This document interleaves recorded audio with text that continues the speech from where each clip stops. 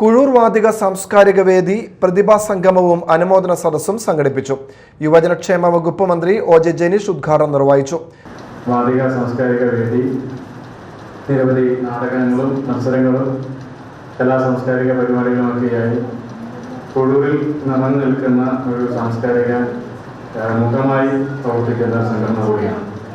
ഞാൻ ആദ്യമായിട്ടാണ് ഔദ്യോഗികമായി വാതികയുടെ ഒരു പരിപാടിയിൽ പങ്കെടുക്കുന്നത്.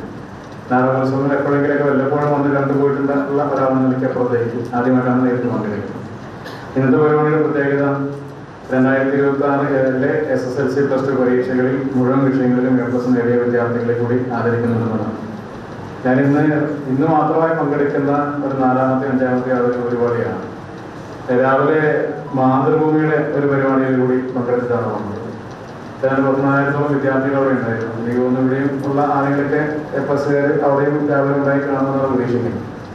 രണ്ടാമത് കെമിസ്ട്രി അസോസിയേഷൻ ഒരു പരിപാടി, ടീച്ചർമാരുടെ ടീച്ചേഴ്സ് സംഘടനയാണ്, കെമിസ്ട്രി അധ്യാപകരുടെ ഒരു സംഘടനയാണ്.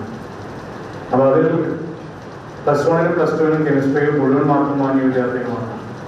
ജില്ലാ പഞ്ചായത്ത് അംഗം സാജൻ കൊടിയൻ, മാള ഗ്രാമപഞ്ചായത്ത് പ്രസിഡന്റ് P.K. രാധാകൃഷ്ണൻ എന്നിവർ മുഖ്യ അതിഥികളായിരുന്നു.